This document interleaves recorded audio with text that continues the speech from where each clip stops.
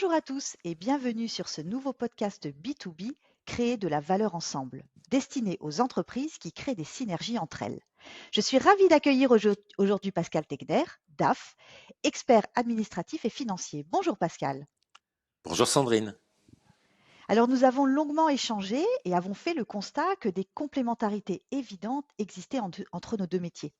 Nous proposons aux entreprises de déléguer ce qui les embête le plus et qu'elles ne maîtrisent pas forcément sur le bout des doigts pour leur permettre de rester focus sur leur cœur business. Autrement dit, nous accompagnons les entreprises à se développer dans de bonnes conditions, l'esprit plus libre. Alors Pascal, parlons un petit peu de toi maintenant et de ton activité. J'ai une première question. Quel est ton métier et pourquoi as-tu décidé de l'exercer de manière externalisée? Eh bien, je suis directeur administratif et financier depuis plus de 30 ans dans des entreprises de toute taille, ce qui m'a rendu très opérationnel. Évoluant dernièrement au sein d'un groupe international, j'ai souhaité passer de l'autre côté de la barrière en exerçant mon activité avec cette dimension entrepreneuriale. J'ai donc créé mon cabinet, Arbitrium Conseil, il y a 3 ans, afin de pouvoir apporter mon expérience et mon expertise aux entrepreneurs qui en exprimeraient le besoin. Bref, un chef d'entreprise qui s'adresse à des chefs d'entreprise. Je pense que l'externalisation, pour répondre à votre question, est la façon la plus efficace et la plus souple de procéder pour mes clients. La maîtrise de leur organisation et de leurs coûts démarre ici. Oui, effectivement, hein, ça te permet de prendre de la hauteur parce que la vie d'une entreprise, en fait, elle est pleine de rebondissements. Peux-tu m'expliquer à quel moment précisément tu interviens en entreprise? Effectivement, les entreprises traversent toutes, en tout ou partie, une de ces 4 phases. La création, bien entendu, à leur début, développement ou accélération de leur activité.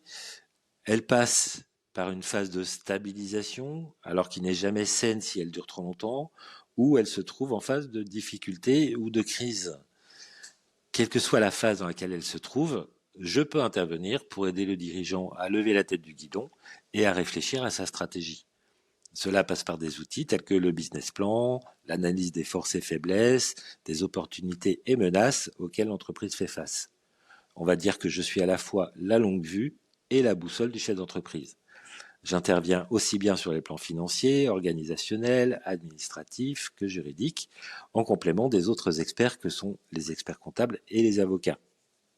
Alors oui, tu interviens sur de nombreux sujets. Et d'ailleurs, on voit qu'un certain nombre d'activités se transforment aujourd'hui.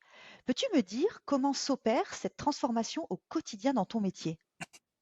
Alors, je sais que je vais enfoncer une porte ouverte en disant cela, mais nous vivons dans un monde en perpétuel changement. En tant que DAF, j'accompagne la direction des entreprises dans toute leur transformation digitale, de process de production, RH, de façon à adapter sans cesse l'entreprise à son univers. De ce fait, je me positionne réellement comme un business partner du dirigeant, à même d'apporter certes des optimisations financières, mais aussi de la valeur ajoutée à l'entreprise.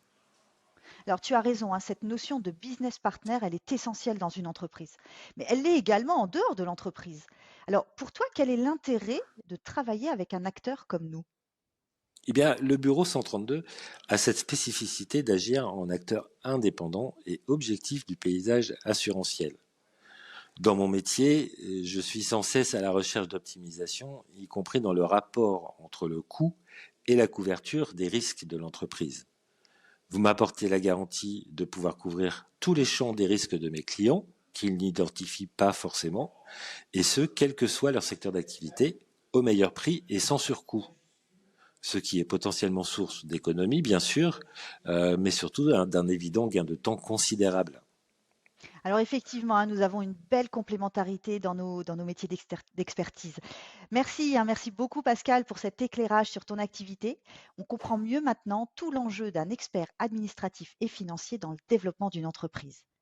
Pour en savoir plus, je vous invite à contacter Pascal directement sur sa page LinkedIn et je vous dis à très vite avec un nouvel invité. À bientôt. À bientôt, Sandrine.